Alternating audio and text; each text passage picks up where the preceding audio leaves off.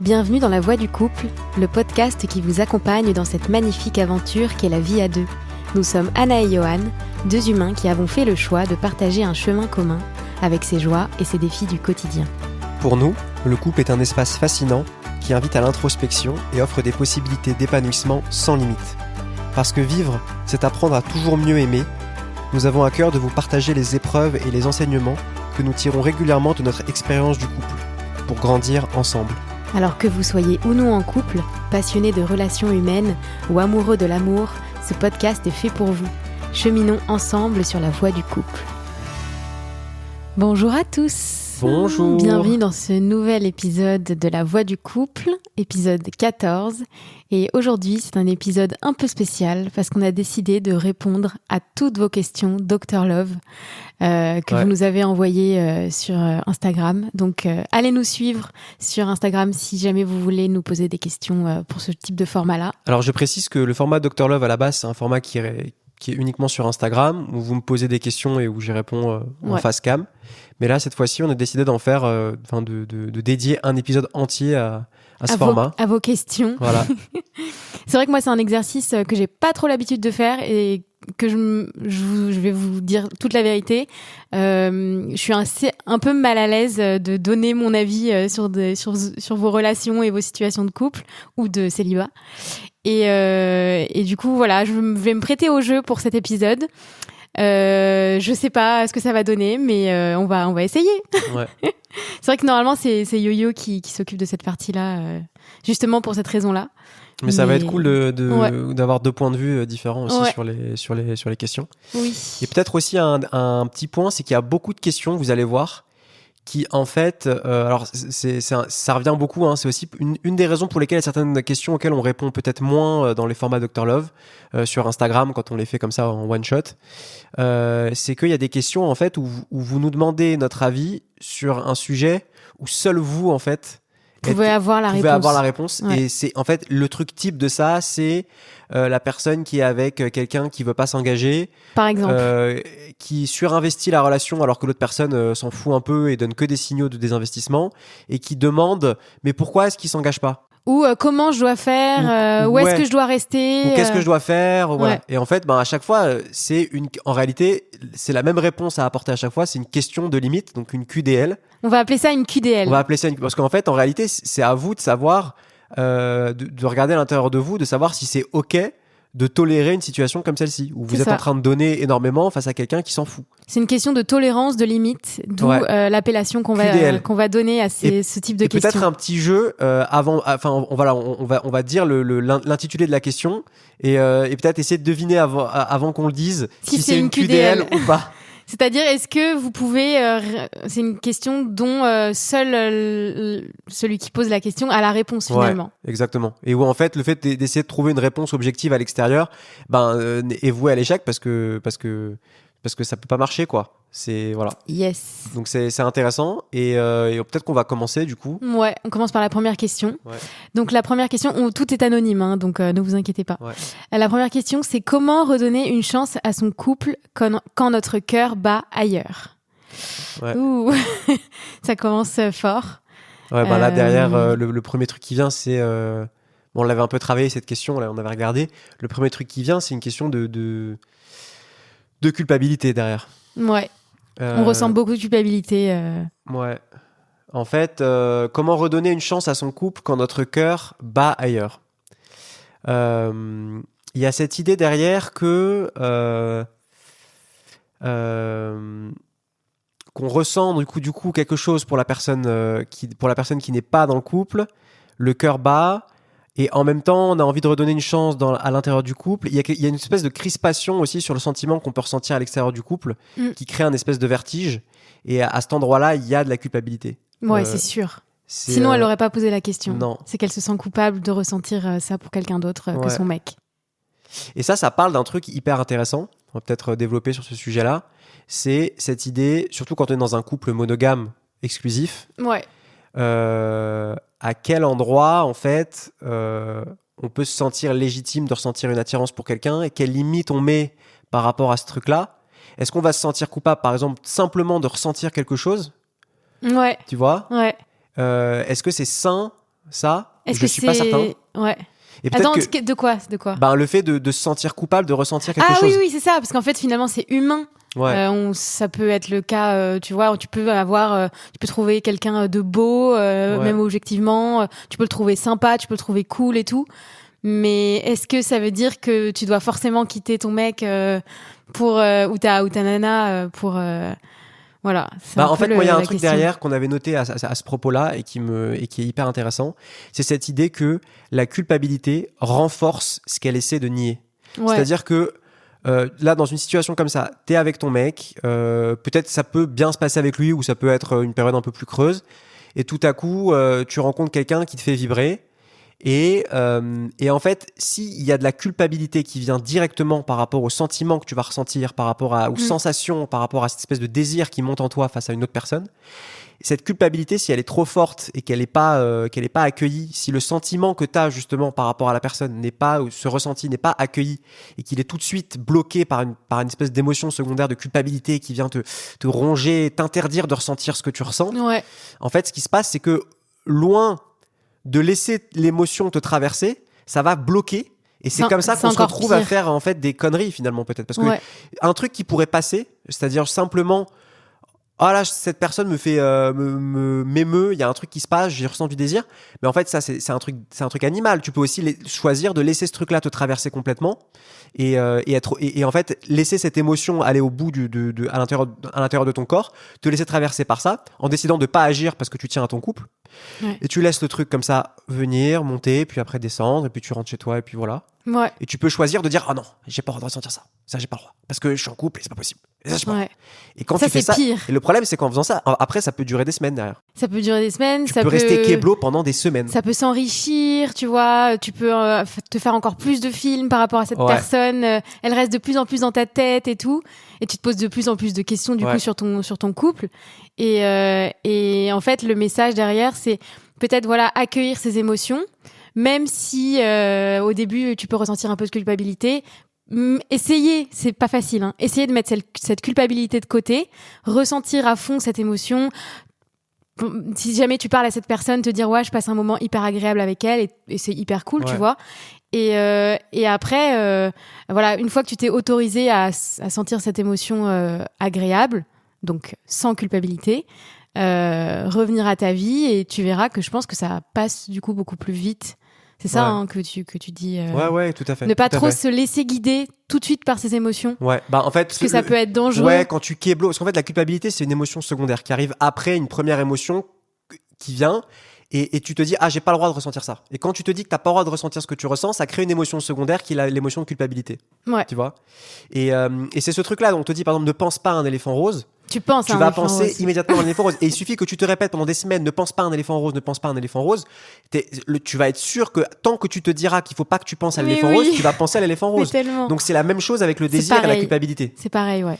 Et donc du coup, il y a une espèce de limite à trouver entre eux, parce qu'en même temps, est-ce que si tu te laisses complètement agir par l'émotion que tu vas ressentir de désir pour quelqu'un d'autre, ça peut aller jusqu'au point de tromper voilà. Si tu tiens à ton compte, il y a quand même des limites à poser. Il y a mais des sans limites culpabilité. Mais c'est là que justement on dit ressentir l'émotion. C'est là que justement la méditation, ça peut vraiment aider, je trouve. Parce que la méditation, c'est un truc où tu t'assois face à l'émotion et tu te laisses pas agir par elle. Tu la regardes en fait. Tu la laisses te traverser, tu vois. Ouais. Et si jamais l'émotion elle est vraiment trop forte, rien t'empêche de te toucher derrière, tu vois. Genre, c'est pas un problème en fait. Tu vois ce que je veux dire ? De ouf. Tu vois, si t'as besoin vraiment d'évacuer ce désir que t'as ressenti, mais que t'as besoin de mettre une limite à un moment en termes d'action parce que t'as pas envie de foutre en l'air ton couple, à la rigueur, va te toucher derrière, laisse le truc te saisir en termes de désir et puis après, tu passes à autre chose. Tu vois, il y a des stratégies comme ça en fait que tu peux mettre en place pour te laisser traverser par ce que tu ressens et sans te laisser agir et mettre en péril ton couple. Et en même temps, en mettant un frein à cette culpabilité que tu vas pouvoir ressentir, en te permettant de ressentir ça. Tu m'avais raconté une histoire d'un gars qui faisait ça en soirée. Ouais, c'était un gars c'est un pote qui m'avait raconté ça. Le mec, en gros, il est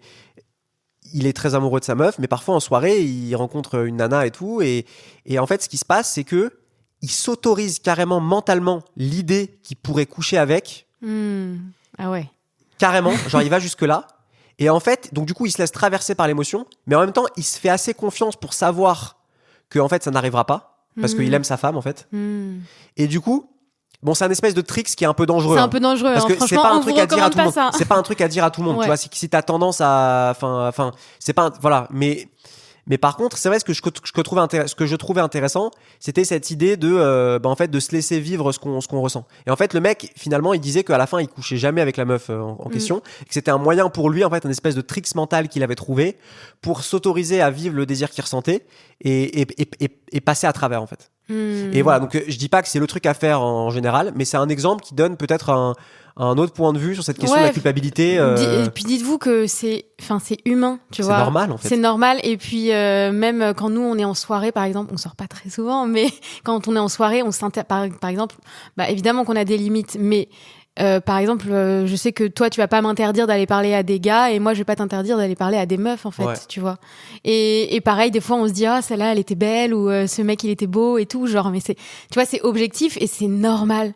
Franchement, on est des animaux, déculpabiliser en fait, de ressentir des trucs comme ça pour d'autres gens, de dire que d'autres personnes sont belles et tout, et même si c'est pas votre mec, enfin, ou votre nana, c'est normal, en fait. C'est animal, Nous sommes des êtres sensibles, on peut être touché par des gens, on peut ressentir du désir. C'est ok, en fait, il y a rien de c'est pas un péché, en fait. C'est pas un péché, ouais, c'est ça. C'est pas un péché. Ouais. Et alors parfois on a beau savoir ça rationnellement, dans notre corps nous fait sentir c'est un péché. Ouais, on est coupable, on se sent coupable et tout. Asseyez-vous avec ça et laissez le désir remonter, sachant qu'en fait pour moi le péché c'est mentir et passer à l'action en outrepassant le cadre qu'on s'est fixé avec quelqu'un par respect pour l'autre. C'est ça le péché. C'est ça le péché, en fait. Ouais. Tu vois? Ou alors c'est au bout d'un moment, c'est de tellement. Je suis pas honnête avec toi et je te trompe et je te le dis pas et c'est pas clair et en fait je te dis que je suis dans une relation exclusive et en fait je te trompe.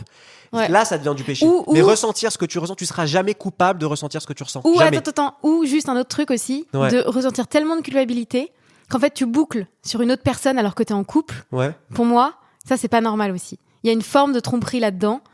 Tu vois ce que je veux dire? Sans avoir passé à l'acte, si t'as tellement bouclé sur quelqu'un, tu vois, qui est tout le temps dans ta tête et tout, pour moi c'est une forme de tromperie aussi. Bah oui, mais parce que l'émotion elle a pas été, elle est bloquée. Parce que l'émotion est restée bloquée. Elle est restée bloquée, donc tu boucles en fait sur la personne. Ouais. Et là pour moi c'est un début, enfin tu vois. Après il y a des gros risques tu te fais souffrir en fait. Ouais. Si tu te fais souffrir et du coup t'es pas honnête avec l'autre. Et puis tu te déconnectes de la personne en face aussi. Ouais, voilà, c'est ça. Tu te déconnectes de ta. Donc il y a déjà un début de tromperie, tu vois. Ouais, mais je pense que bon, ça, ne mettons pas des termes comme ça trop rapidement, je pense, parce que ça peut, tu vois, si déjà t'es avec ça et que t'es en train de boucler et que t'as des problèmes avec ça, parce que t'as des gens qui sont dans des talks ou des choses comme ça où ils réfléchissent beaucoup à ce genre de choses-là. Oui. Mettez de côté les questions de culpabilité, je veux dire, de péché, de choses comme ça. Et dites-vous que tout simplement, vous avez le droit de ressentir ce que vous ressentez. Et peut-être asseyez-vous avec l'émotion, laissez le désir remonter. Mais oui. Touchez-vous s'il faut, tu vois, genre vraiment respirez avec ça, parlez-en, tu vois. Sentez-vous écouté par quelqu'un qui vous dit mais c'est ok mec, en fait, moi ça m'arrive tout le temps. Tu vois, dans les couples, ça arrive tout le temps. Et des fois, genre on est deux à dire mais ouais, cette personne elle était vraiment incroyable. Je comprends pourquoi tu la trouves incroyable. Bah c'est toujours ces trucs-là d'accueillir les émotions, tous les steps là. Tu t'assois avec, tu respires à travers, tu te bouges avec, tu te touches, t'en parles à un pote voilà, et puis à la fin ça va dégonfler en fait. Ça passe. Voilà, tant que ça reste dans le mental et et qu'on boucle et qu'on arrête, non, surtout faut pas penser à ça. Voilà, ça devient catastrophique. Et peut-être une deuxième question qui était complètement connectée à celle-ci, c'est j'ai une magnifique relation stable et aimante, mais je ne peux m'empêcher d'avoir besoin de jeux de séduction ailleurs. Pourquoi? En fait, on a, voilà, c'est un peu la même réponse. C'est un peu la même chose. Hein. C'est un peu la même réponse. Après, là, elle précisait que les jeux de séduction étaient dangereux parce que ça allait peut-être un peu trop loin et que donc il y a cette idée de, là, pareil, il y a ce truc de culpabilité, comme c'est quelque chose qu'elle qualifie elle-même de dangereux et contre lequel elle lutte. Du coup. Elle lutte contre ça, donc ça prend de plus en plus de place dans sa vie. C'est-à-dire ça devient un truc, et donc ça devient, encore une fois, tout ce contre quoi on lutte, devient de plus en plus présent, et donc ça peut-être mener même parfois à avoir des jeux de séduction de plus en plus dangereux, après lesquels on va se sentir de plus en plus coupable. C'est ça, donc, c'est toujours la culpabilité, ouais. D'où la nécessité, quand on ressent comme ça dans une situation, voilà, laissons-nous traverser parce qu'on désire, et peut-être qu'il y aura moins, en culpabilisant moins grâce à ces exercices-là, et ben peut-être que en fait on sera amené à peut-être moins être hyper crispé dès qu'il y a quelqu'un qui est un peu beau ou un truc comme ça et qu'on n'en fera pas toute une histoire à chaque fois. C'est la culpabilité qui fait qu'on en fait toute une histoire. À partir du moment où on se sent coupable de désirer, ben dès qu'il y a quelqu'un d'un peu beau gosse qui arrive dans un endroit, ben on va être crispé, on va dire ah là ouais, et du coup on s'en veut et on fait le truc. Tout le monde a fait ça, on s'en veut par exemple de manger, et en fait c'est ce sentiment de culpabilité qui va faire qu'on va dégommer une tablette de chocolat. C'est toujours ce truc là en fait.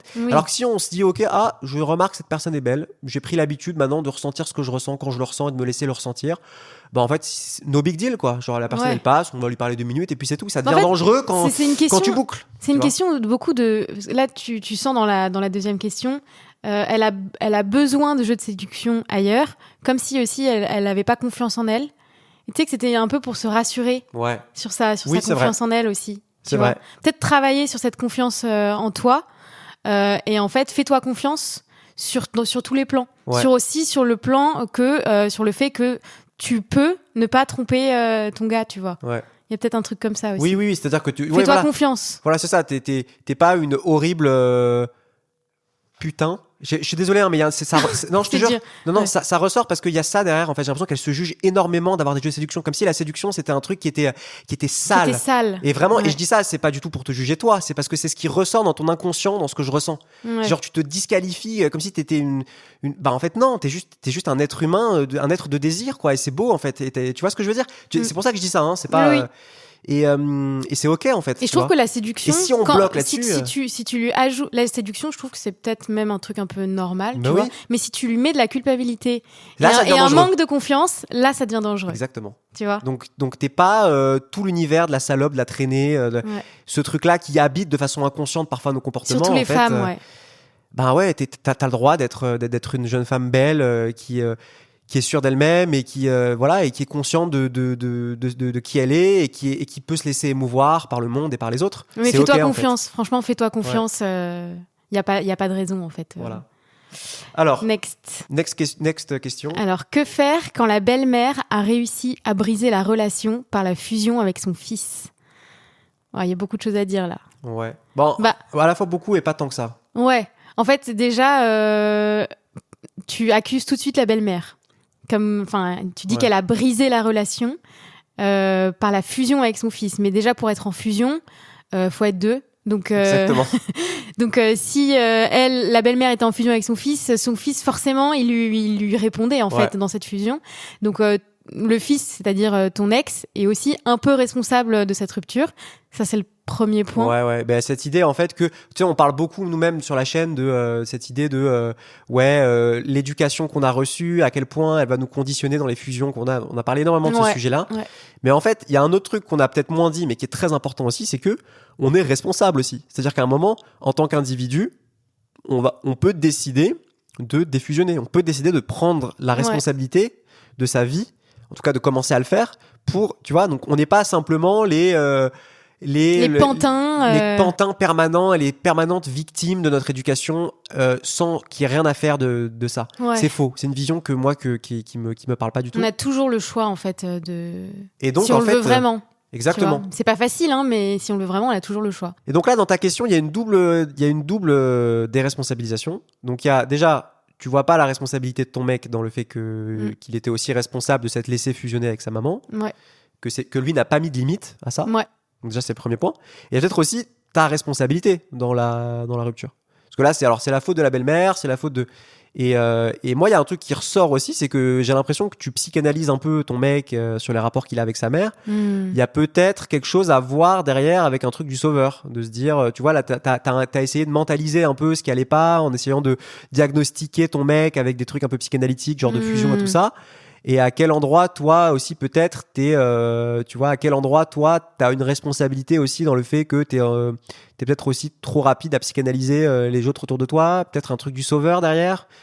C'est une piste, hein. Je dis pas que c'est la vérité. Ouais, on sait pas en vrai. Mais en fait, ça marche pas comme ça dans la vie. C'est pas la belle-mère qui est responsable de la fin de ta relation. Voilà. Chacun est responsable à sa part. dans ce qui est en train d'arriver et voilà, et c'est pas uniquement la vilaine maman. Peut-être que tu as été attiré par lui aussi parce que tu as senti qu'il cherchait la fusion avec une maman et que tu as voulu prendre la place de la daronne. Tu vois. Ça peut aller jusque là. Après on va loin là, mais non, mais sincèrement c'est une hypothèse qui serait tout à fait possible, et à savoir aussi pourquoi t'as choisi ce mec qui était pas individué et qui était fusionnel. Pourquoi lui, tu vois. On choisit pas ses partenaires par hasard, hein. Ouais. Tu vois. Donc voilà, la question de la responsabilité, elle peut être intéressante, mais elle a ses limites. Elle a ses limites si on regarde pas en nous aussi, tu vois, les racines de ce qui peut... Ouais. Bon, voilà. Après, on sait pas. Hein, c'est non, juste des hypothèses. On donne des pistes, hein, mais en tout cas, on ressent une énergie qui est de ce type-là derrière. Ouais, à réfléchir. Question 3. Comment faire quand on a des preuves de la tromperie, mais qu'il nie? Alors là, c'est quoi comme question, ça? C'est une QDL. Ouais. Bah oui, parce qu'en fait, là, il n'y a pas de réponse à ça, quoi. Je veux dire, enfin, si tu as des preuves qui t'a trompé, c'est à toi, après, de voir si tu acceptes ou pas, où tu mets les limites. C'est à toi de le voir, en fait. Si tu lui pardonnes, si... Ça, on peut pas répondre à ta place. Non. Tu vois, il y a plein de gens qui pardonnent la tromperie, et ça peut après durer des années. En fait, il y a pas de règles. C'est à chacun de voir où il se positionne. Non, c'est clair. Ouais. Non, ça, c'est clairement une QDL. On peut pas répondre pour toi, en fait. C'est une question de limite. Va chercher dans tes besoins profonds. Va voir si ça te trigger, si au quotidien tu supportes pas ça. Est-ce que t'es à l'aise avec le fait que ce mec-là te trompe et en plus, il t'a potentiellement menti.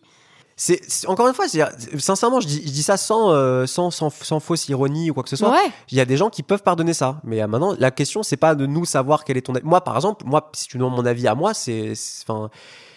que la personne en plus refuse de l'admettre. C'est surtout ça, je trouve, en fait. C'est surtout ça, en fait. C'est juste pas possible, quoi. Si tu vois en face, t'as ton mec qui te dit ouais, j'avoue, j'ai dérapé, qui l'explique pourquoi. Tu vois qu'il y a une vraie discussion et tout. Vous commencez une thérapie de couple, que chacun fait un travail et tout pour accepter.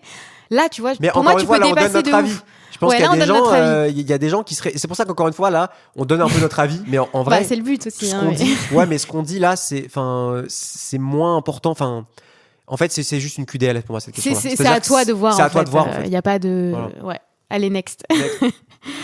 J'ai peur de l'intimité. Je n'ai jamais été en couple à cause de ça. Comment faire?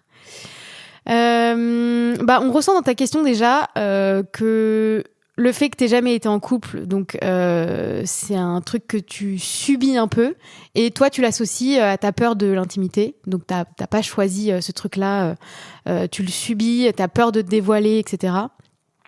Derrière il peut y avoir plusieurs pistes de d'où te vient cette peur. Est-ce que c'est parce que t'as des complexes? Moi, on n'a pas toutes les infos là. Hein. Ouais. Est-ce que tu as des complexes?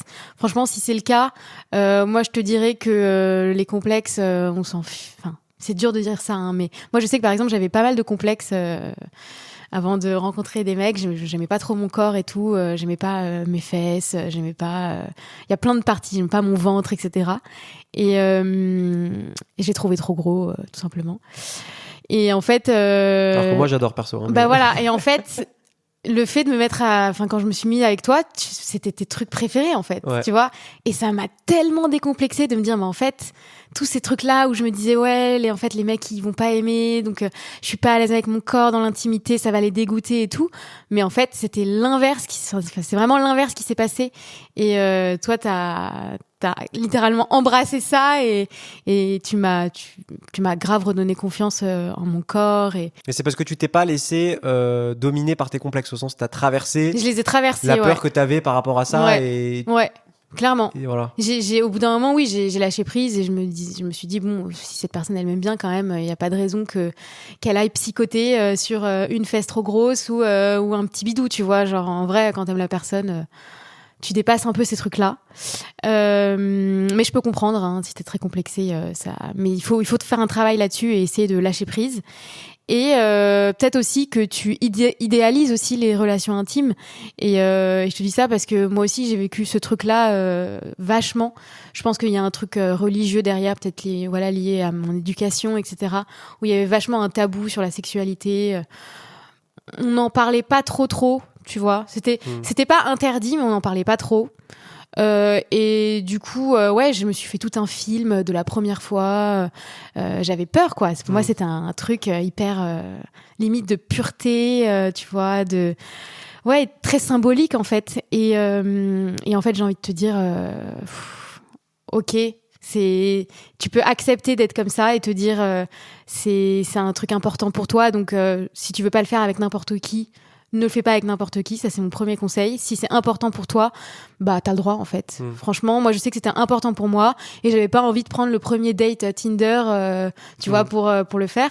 Il y a des nanas, ça les dérange pas du tout. Toi, j'ai l'impression que ça te dérange quand même, donc vas-y doucement, ce serait mon conseil, mais vas-y quand même. Ouais. Tu vois, il y a un juste milieu à trouver. Où moi je te dis, si là tu vois, tu rencontres des gens, etc., tu t'ouvres un peu et tu essaies de dépasser ça et si tu matches vraiment avec quelqu'un et que tu te sens en confiance en fait avec cette personne, bah peu importe si après c'est pas l'homme de ta vie, etc. Genre au moins tu vois, tu l'auras fait et t'auras dépassé cette peur et tu te seras rendu compte qu'en fait le sexe c'est naturel en fait. Ouais. Il y a pas de montagne à s'en faire et c'est pas comme dans les films, c'est beaucoup plus simple. Voilà. Ouais, super. Peut-être qu'on peut passer à la question suivante. Y a-t-il un juste milieu dans les relations, l'impression de tomber que sur des extrêmes, fuyant fusion? J'avais déjà répondu à ça, donc je vais aller un peu vite, mais ouais, où je répondais à quelqu'un qui me disait comment ça se fait que je tombe dans les deux extrêmes de fuir et de fuir ou de fusionner, et en fait, la réponse c'est que ces deux façons là d'éviter finalement une relation adulte. Oui. C'est deux réponses opposées parfois à une même carence affective. Et en fait, l'un est l'ombre de l'autre. C'est le pile et le face d'une même pièce, quoi. Ouais, c'est ça. C'est le pile et le face. Et je prenais l'exemple, par exemple, d'un parent qui est un peu castrateur. Et l'enfant, du coup, qui est victime de ça, qui a l'impression d'être tout contrôlé par son parent et qui a pas d'espace pour respirer. Et plus tard, ça pourra soit donner quelqu'un qui du coup va fuir toute relation un peu intime, même juste intime avec des gens, parce que pas par peur de reproduire cet étouffement-là, mais en fait il reste lié à sa blessure d'enfance en faisant ça. Ou alors au contraire qui a tellement pas confiance en lui qu'il va rechercher que des relations qui vont lui permettre de restaurer la fusion originelle malheureuse, dont il a été à la fois victime et en même temps par le parent qui l'étouffait un peu. Et du coup qui va reproduire que des relations comme celle-ci. Et en fait, tu vois, tu peux avoir avec une même carence, tu peux avoir deux comportements opposés. Et souvent, c'est comme ça d'ailleurs que ça fonctionne. On va alterner entre ces deux pôles-là. Et voilà, donc c'est la raison pour laquelle on peut avoir les deux. Et donc ta question, c'était est-ce qu'il y a un juste milieu entre les deux ? Oui, il y a un juste milieu, mais j'aime pas l'appeler juste milieu en fait. J'aimerais juste dire que oui, il y a du travail à faire. Il y a du travail, il y a des relations adultes, et puis il y a le fait aussi, tu vois, on passe tous par des étapes fusionnelles et des étapes un peu fuyantes dans une relation. Même nous aujourd'hui, on a des étapes comme ça. On a des phases des fois où on est hyper fusionnel et un peu trop même, tu vois, on reste un peu trop l'un sur l'autre. Ouais. Et en fait, la vraie réponse, c'est est-ce que tu vas laisser ces émotions-là, est-ce qu'elles sont encore trop fortes en toi et irrésolues pour que tu les laisses agir pour toi et finalement briser tes relations, créer des trucs, voilà.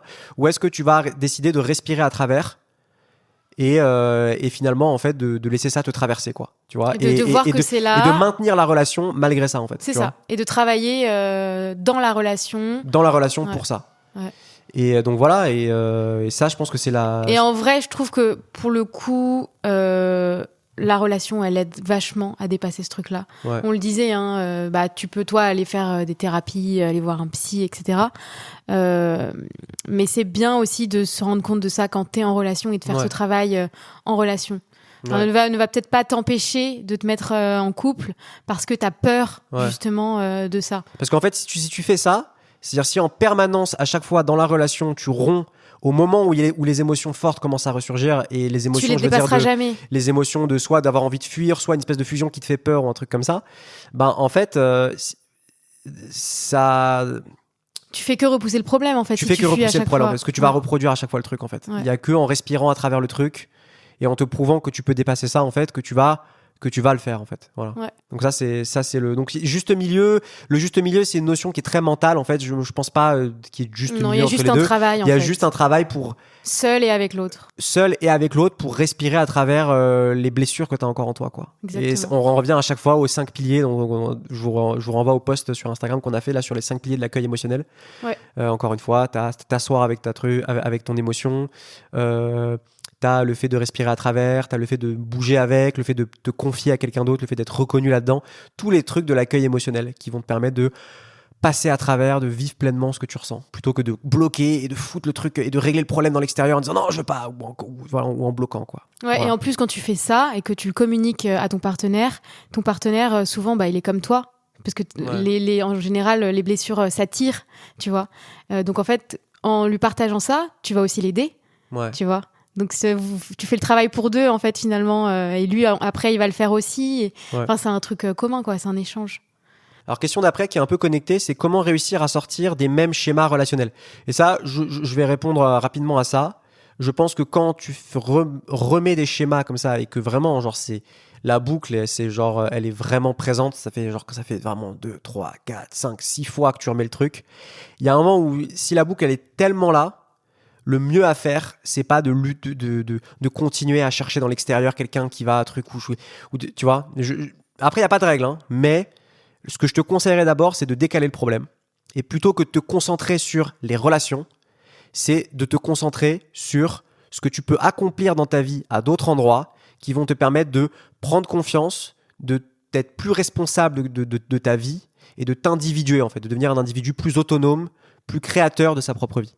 Et ça peut prendre plein d'autres aspects, te concentrer peut-être davantage sur, tu vois, s'il y a des histoires de boulot qui te plaisent pas, de te reconvertir, ou alors même de commencer de nouvelles activités qui vont te permettre de te reconnecter à toi, de rencontrer de nouvelles personnes. Enfin, faire des choses qui te mettent hors de ta zone de confort et qui vont te permettre de t'individuer. Et ça vraiment, et voilà, avant de prendre le truc de façon frontale en mode ma relation, comment je peux guérir mes relations parce que j'arrive pas à truc, en fait décale un peu le problème et après limite ça viendra tout seul, voilà. Mais sans ce processus là en fait d'individuation qui se met en œuvre vraiment par des actes concrets et qui voilà dans ta vie, tu vas pas résoudre en fait le truc. C'est toujours ce truc là, à partir du moment où tu concentres ton regard sur le problème que tu as envie de résoudre et que tu mets toute ton énergie sur le problème, en fait ben tu alimentes le problème, tu vois. Et alors que si tu décales un peu ton champ d'attention et que tu vas sur des endroits où comment je vais pouvoir me construire, comment je vais pouvoir, tu vois, sans penser au problème, comment je vais pouvoir me développer en tant qu'individu, ben là après en faisant fleurir ça, ben tu vas te rendre compte que ça a fait fleurir le truc à côté en fait par voie de tellement. Ça, c'est important, tu vois. Ouais.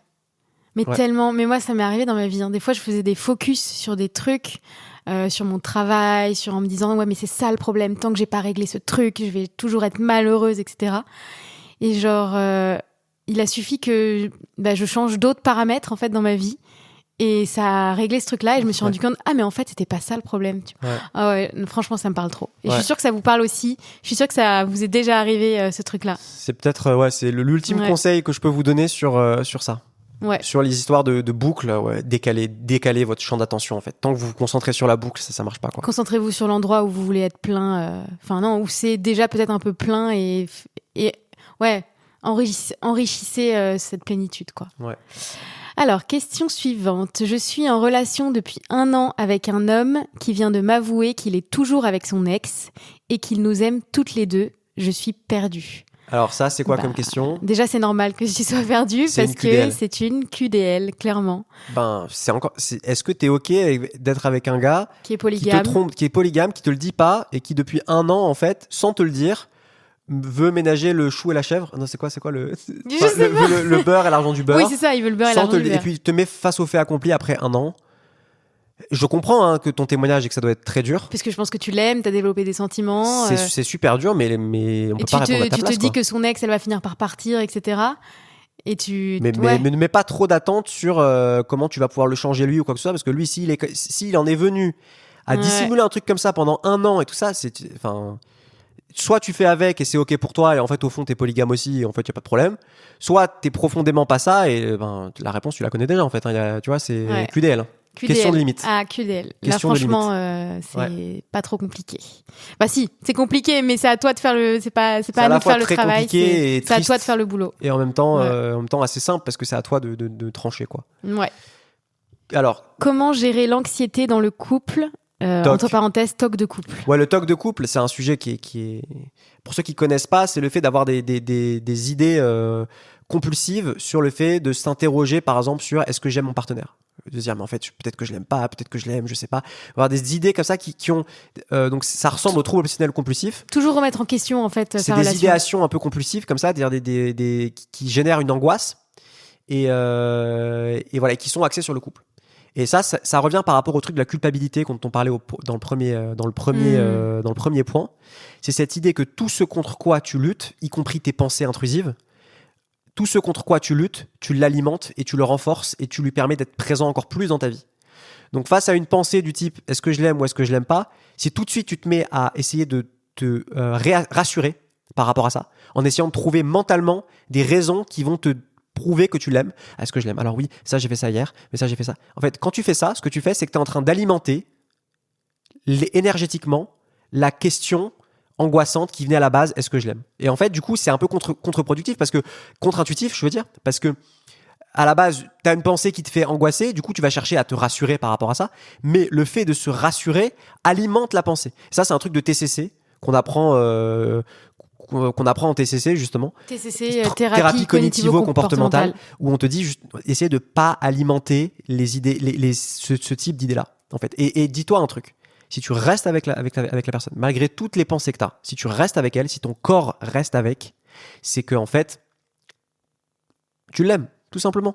Et l'amour, c'est pas un truc de fou, avoir tout le temps dans des pics d'hormones. Non, parfois l'amour, ça peut être très calme. Il y a rien de particulier, juste avec une personne.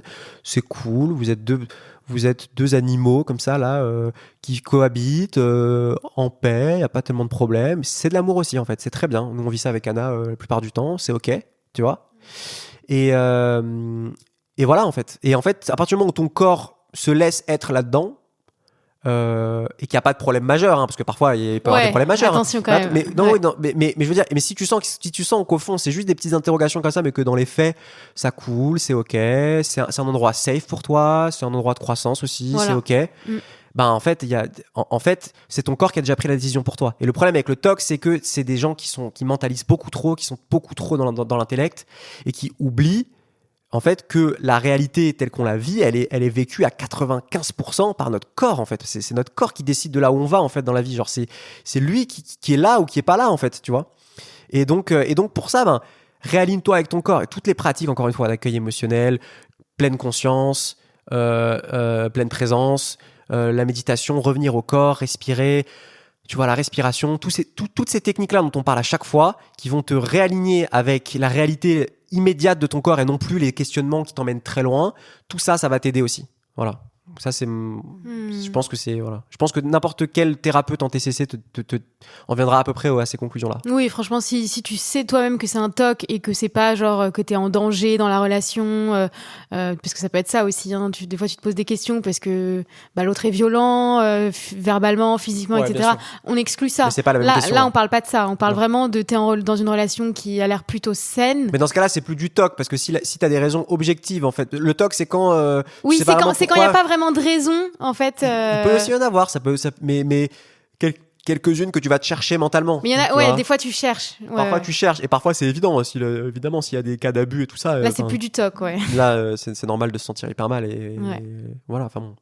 Mais ça vous va un avez peu de soi, compris, en fait. vous avez compris la différence, je pense. Alors, question suivante. Est-il sain de se remettre en couple directement après 10 ans de relations toxiques ? Déjà, c'est une question de limite. Alors, question de limite, oui, mais aussi, je dirais, pas que. Moi, si je peux donner mon avis là-dessus, je dirais, il faut pas se fermer à l'amour, en fait.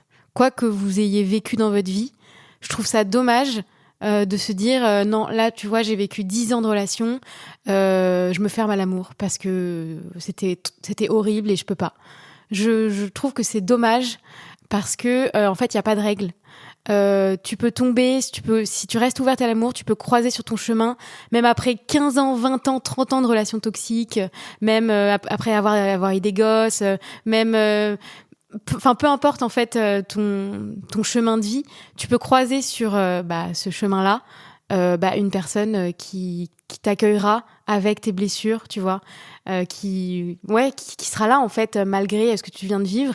Et donc en fait non, je te dirais il n'y a pas de règle. Il n'y a pas de règle. Il n'y a pas de est-ce que c'est sain, est-ce que c'est pas simple. Si pour toi, tu sens que tu as besoin quand même de faire un travail sur toi, de te reposer, fais-le. Mais ne te ferme pas à l'amour. Magnifique. Ouais, franchement, je trouve ça trop dommage. Alors question d'après. Pourquoi, après 2 rencontres hyper enthousiastes, une personne s'éloigne ? Là, pour le coup, je pense que c'est une QDL. Là, c'est une QDL aussi. Ouais. J'ai reçu un témoignage un peu plus long et de cette personne-là, j'en dirai pas plus, hein, c'est anonyme. Mais ce que je peux te dire, c'est que là, on est encore une fois dans un truc de limite. Si t'as mis cette énergie-là dans la relation, que toi, tu t'es investi et que le mec, il te ghost au bout de 2 fois, tu vois, après que vous ayez eu des rapports ou je sais pas quoi, ou voilà, c'est à toi de savoir, en fait... est-ce que c'est OK pour toi, en fait ? Est-ce que toi, tu cherches à te mettre... Même quelle que soit la force que tu aies pu ressentir pendant les 2 premiers trucs et quel que soit ce qui t'ait fait miroiter et tout ça, en fait, c'est pas ça l'important. L'important, c'est les actes. Et c'est ce truc-là, avec l'amour, toujours. On confond, on a l'impression que l'amour, c'est l'émotion qu'on a ressentie à un moment T avec quelqu'un. Cette intensité-là. On pense que c'est ça, l'amour. C'est en partie ça, mais c'est aussi et surtout les actes d'amour. Genre, est-ce que ce mec-là, au-delà de ce qu'il t'a fait ressentir ces 2 fois-là, est-ce que, ou ces 3 fois-là, je sais pas, les fois où vous vous êtes vus, est-ce que par ses actes, il t'a montré sa présence bienveillante vis-à-vis de toi et sa volonté de t'avoir dans sa vie, ou pas ? Et ça, c'est plus important que tout ce qu'il t'a fait ressentir avant, en fait. Là, de toute façon, elle dit qu'il est en train de s'éloigner. Bah voilà, pour moi, c'est... Si tu sens qu'il s'éloigne et que ça te convient pas... Bah arrête le truc, tu vois. C'est toi qui fixes la limite en fait. Si tu veux rester accroché à lui et lui continuer à lui envoyer des messages, à rester accroché quoi. Franchement, tu peux aussi, hein. Tu sais pas, hein, il peut revenir. Enfin, il y a pas de règle, hein, mais encore une fois, ça c'est à toi de savoir. C'est à toi de savoir en fait. C'est à toi de savoir. Mais et en tête ce truc que je viens de te dire. L'amour, c'est pas ce que t'as ressenti, ce qui t'a fait ressentir de façon un peu superficielle pendant 2 rendez-vous en l'espace de 2 heures. C'est les actes en fait. C'est ça l'amour au final. Ouais. Tu vois, et ça revient à une citation qu'on avait dit, il n'y a pas d'amour avec un grand A, il n'y a que des actes d'amour en fait. Ouais. Voilà. Et la question aussi, c'était pourquoi, tu vois. T'en sais rien et t'as pas de contrôle là-dessus. Et t'as aucun contrôle. Le seul endroit où t'as un contrôle, c'est sur ce que toi tu vas faire par rapport à ça. Exactement. Donc essaye pas trop de savoir pourquoi. Il a ses raisons, ça se trouve, il a sa famille, ça se trouve, il a son boulot qui lui prend trop de temps. Enfin, en fait, peu importe. Voilà, peu importe. S'il prend pas le temps de te le dire en plus, franchement, écoute-toi, meuf. Donc c'est une QDL. Ouais. Ensuite. Comment faire quand nos insécurités font surface dans une relation enfin saine ? Elle est hyper intéressante ta question et franchement déjà je te rassure il y a un présupposé derrière il y a un présupposé qui dirait que les insécurités n'auraient pas forcément leur place dans une relation saine. Je te dis tout de suite que c'est faux. Les insécurités tu les as tout le temps en fait, sauf si t'es Bouddha ou le Christ, tu vois, et même je pense que le Bouddha et le Christ avaient leurs insécurités, tu vois. On est humains. Ils étaient peut-être capables de respirer à travers comme c'est ça. Et du coup ça passe en 10 secondes parce qu'ils sont tellement fluides par rapport à ça. Mais on est humains quoi, c'est normal d'avoir des insécurités fou, et qu'elles ressortent dans une relation saine, mais tant mieux, ça veut dire que vous allez pouvoir travailler dessus, tu vois. C'est ça qui rend la relation saine aussi. C'est pas les insécurités, c'est ce que t'en fais, tu vois. Ouais. Si tes insécurités, elles se transforment en jalousie, en tromperie, parce que tu luttes contre. Ouais, en agressivité envers l'autre, parce que tu luttes justement. Là, ok, ça devient plus sain, ça devient une relation toxique justement. Mais si l'autre t'accepte avec ses insécurités, que tu lui en parles, que vous avez des vraies discussions, que vous communiquez. Là, franchement, mais les insécurités, c'est trop bien, quoi. C'est ça qui fait grandir une relation, je trouve. Ouais. Et ça, c'est un changement de perspective radical et je suis très heureux que tu en parles de cette manière-là. On a toujours cette idée, qui est véhiculée aussi par les religions, qu'il y a un moment, tu vas arriver à la fin du jeu vidéo. Tu auras fini, c'est bon, il n'y aura plus d'insécurité, tu seras dans le nirvana, tu seras dans le... Ça marche pas comme ça en fait. Ça ne marche pas comme ça. Tu seras jamais dans le nirvana à avoir tout résolu. End of the game. Ça marche pas comme ça. La seule chose que tu peux faire, c'est apprendre tellement à accueillir tes insécurités, à les reconnaître comme telles, à ne pas te sentir coupable de les avoir, à respirer à travers, à en parler dans un cadre sain qui te permet de l'exprimer, et à le faire tellement qu'à la fin, ce sera, quand elle arrive, limite, ça a plus autant d'impact qu'avant. Tu vois, et ça, c'est tout ce qu'on peut te souhaiter. Mais par contre, moi, je veux pas te souhaiter de plus avoir du tout d'insécurité. Ça n'arrive pas, en fait. Et la personne qui te dit, moi, je n'ai plus aucune insécurité, pour moi, c'est un menteur. Ça n'existe pas, en fait. Ou alors peut-être que sur le moment, elle en a plus. On se revoit dans 2 ans, dans 10 ans. Il y en a des nouvelles qui vont apparaître, en fait. Ça n'existe pas. Donc, je te rassure, ça n'existe pas. Voilà. Ouais. Ça n'existe pas. Ouais. Exactement. Et il y a une question qui ressemblait un peu, qui était dans le même esprit, qui était comment ne pas faire fuir un homme en début de relation quand on a des insécurités du passé. Là, il y a aussi un truc dans cette question qui est fort et qui est plus coloré du coup que la question précédente. Il y a une coloration d'idéaliser l'homme. Comment ne pas faire fuir un homme avec mes insécurités. Donc il y a cette idée, il y a vraiment dans la formulation, il y a un truc comme l'homme va fuir, et je vais fuir ça avec moi si je suis pas parfaite. Mais là, il y a un truc un peu d'idéalisation. Clairement, pour moi, il y a un petit complexe du prince charmant derrière ce truc-là. Parce qu'encore une fois, je veux dire, tes insécurités, comme si tu devais avoir honte de qui tu es et que tu devais te tuer une partie de toi pour être accepté par l'homme. Ouais. L'homme qui t'accepte pas comme tu es, il dégage en fait. C'est pas un prince charmant, c'est juste un connard en fait, tu vois. Enfin, pas un connard, mais j'étais un peu hard là, mais tu vois ce que je veux dire. Genre, c'est juste un mec qui est pas fait pour toi en fait. Tu next quoi. Tu vois, genre s'il est pas capable de t'accepter, il t'accepte pas en fait. Ouais. Tu vois, et s'il est pas capable de t'accepter au point de te jarter parce que t'as des parts d'ombre, en fait, qui n'a pas de part d'ombre? Franchement, tant mieux, tu gagnes du temps avec ce mec. Qui peut dire aujourd'hui, je n'ai pas de part d'ombre et moi je suis parfait? Personne en fait. Ouais. Donc voilà. Moi j'ai rien d'autre à ajouter là-dessus. Ouais. Je pense qu'on peut terminer là-dessus parce que l'épisode est déjà très long. Je pense qu'il sera en 2 parties. Ouais, il sera en 2 parties. Et voilà, on vous invite. On espère déjà que cet épisode vous a plu, qu'on a pu aider certains. N'hésitez pas à aller nous suivre sur nos réseaux, sur Facebook, sur Instagram, @lavoixducouple, à liker ce podcast si vous a plu. Sur Spotify notamment. Sur Spotify, Deezer, Apple Podcast, à en parler autour de vous, à partager à fond. Et encore une fois, on vous dit merci. Merci parce que vous le faites déjà et il y a de plus en plus de gens qui nous écoutent, donc c'est trop cool quoi. Donc merci pour ça et on vous dit au prochain épisode. Bye bye. Bye.